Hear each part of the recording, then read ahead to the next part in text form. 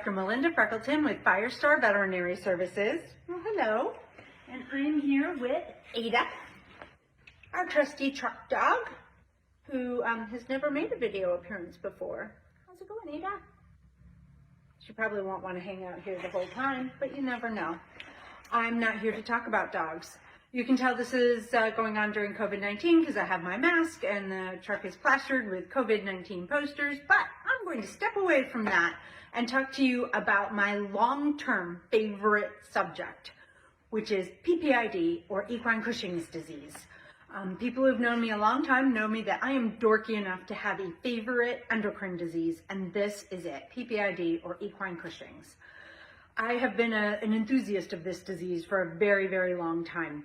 And one of the things that I love about this disease is that if we detect it early in your horse, we can treat it and get rid of or delay most of the serious problems that come with it. And how often is that true? Where we can diagnose something and then prevent the bad things that happen from it. But this only works when we diagnose it early. That was one of the key words there, early. And so early diagnosis of PPID depends on a whole variety of things, and it depends in part on you as the owner and me as the veterinarian recognizing and agreeing on your horse's risk and testing those horses who are at risk until they come up positive and then treating them. We'll talk about treatment another time. It's not onerous or hard in most cases. But, so who do we test? It used to be that we thought of this as a disease of simply older horses. And that is in part true. Your horse's risk goes up as they get older. But their risk may have started quite high, even when they were younger. So by older, in this case, oh, boring, Ada. Ada, don't fall asleep. Don't make me look boring. In this case, what we mean by older is not the 20 and 30-year-olds that we usually think of. They're at super high risk for it, no doubt. But in many breeds, the age of onset can be as young as 10 and rarely even younger. I have diagnosed a horse, I think it was 5 or 6. I owned that one. That's really rare. And the really top experts on the disease could debate about that diagnosis for a whole day, probably, in the right setting.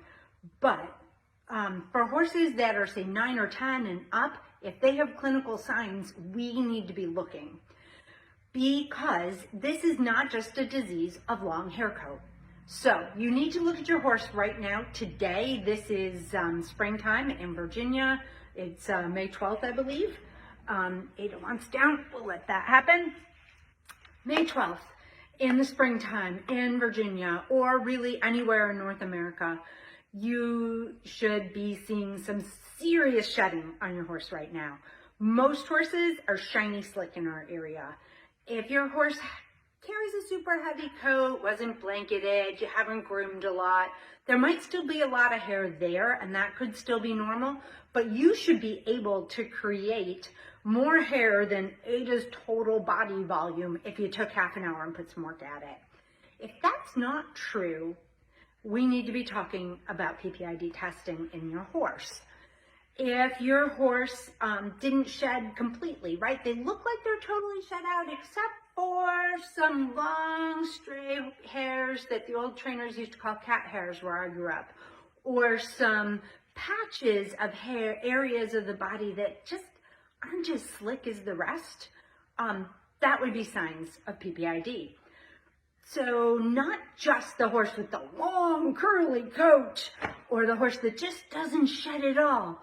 Those guys are end-stage PPID, really advanced. And while I'd rather catch them then than never, better yet is to catch them before they get to that stage of the disease. Because long before that, while we still want them to be athletes or at least riding companions, PPID changes their performance. It makes them dull and lethargic.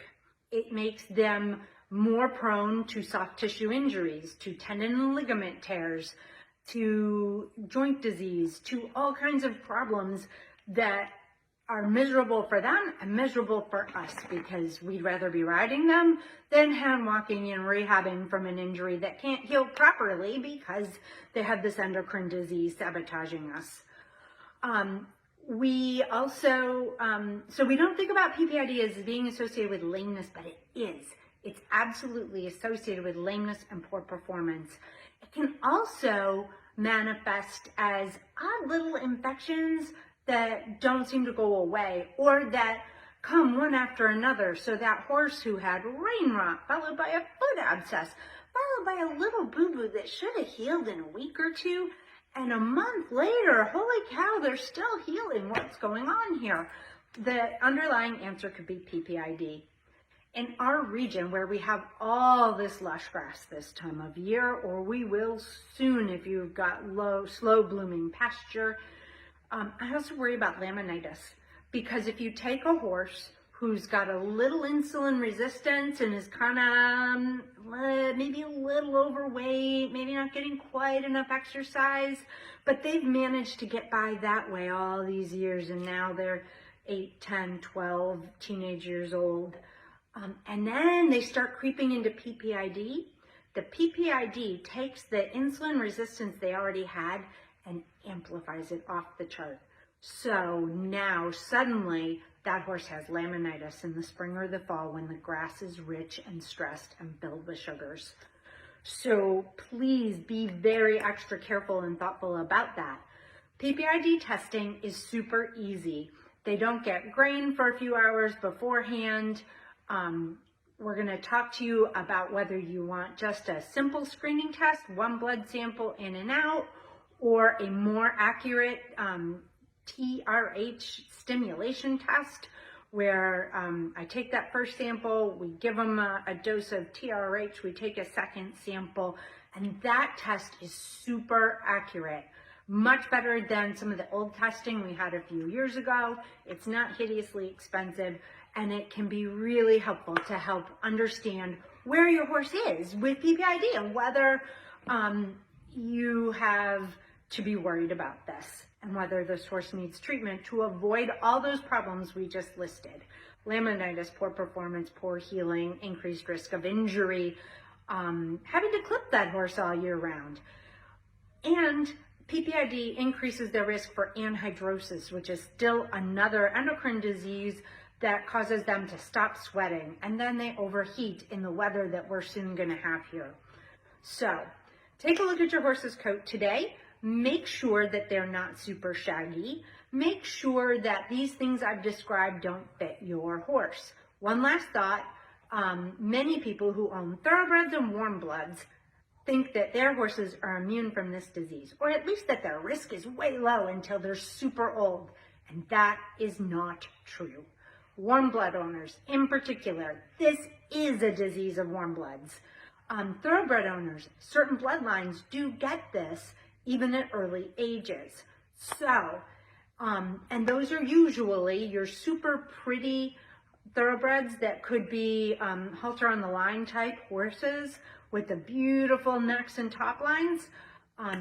Final thought, top line. A poor top line that you don't expect is also a sign of PPID.